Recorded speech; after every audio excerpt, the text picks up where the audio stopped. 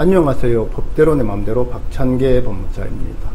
제 영상이 유익하셨다면 구독을 꼭 눌러주세요. 오늘 제목은 절도죄가 무죄라면 재물은닉죄로 처벌될 수 있을까요? 입니다.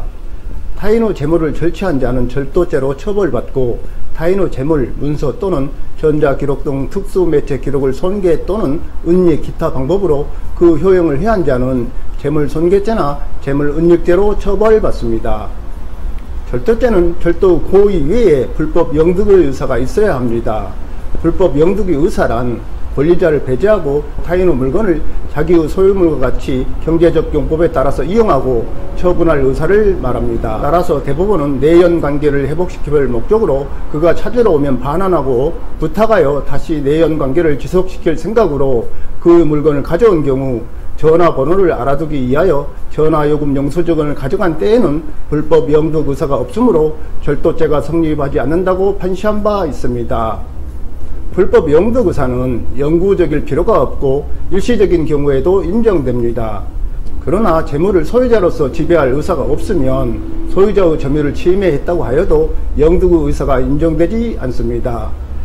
재물을 손괴 또는 은닉의 의사로 가져온 경우에는 재물손괴죄나 재물은닉죄가 성립하고 절도죄는 성립하지 않는다는 것입니다.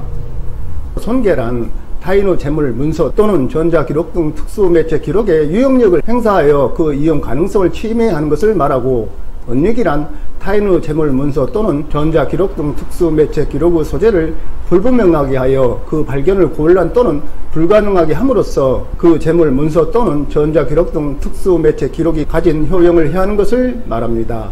결국 불법 영득 의사가 있는지 없는지에 따라 절도죄와 재물손괴죄가 구별됩니다.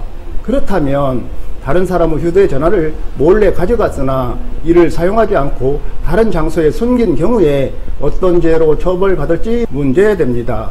피고인씨는 서울 은평구 B오피스텔 전 관리업체 소속 관리소장으로 이 오피스텔 관리위원장인 나 P씨와 현재 계약 문제로 인해 민사소송 진행 중에 있습니다.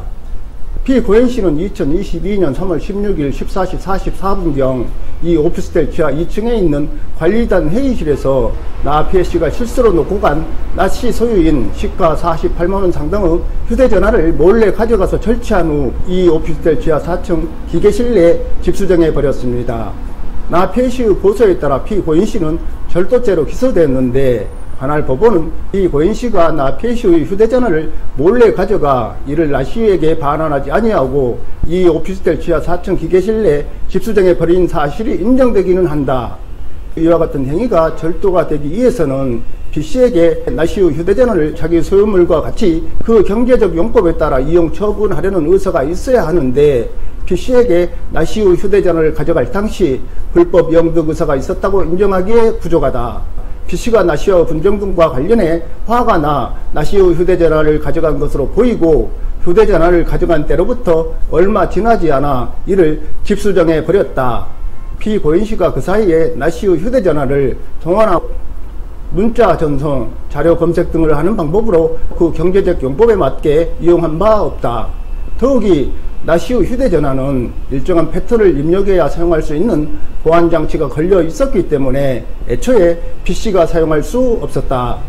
그 밖에 B씨가 추후에라도 나 씨의 휴대전화를 사용하거나 처분하기 위하여 계속하여 소지하려고 하였다고 볼 만한 사정을 찾아볼 수 없다.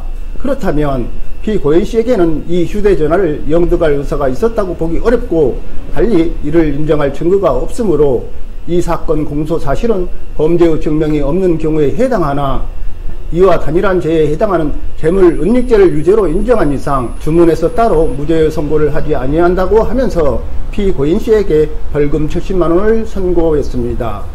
결론적으로 피고인씨는 어쨌든 형사처벌을 받는다는 것입니다. 다만 절도죄의 경우에는 6년 이하의 징역 또는 1천만원 이하의 벌금에 처하지만 재물손괴죄의 경우에는 3년 이하의 징역 또는 700만원 이하의 벌금에 처한다는 점에서 형량에 차이가 있다고 할 것입니다. 오늘은 여기까지입니다. 감사합니다.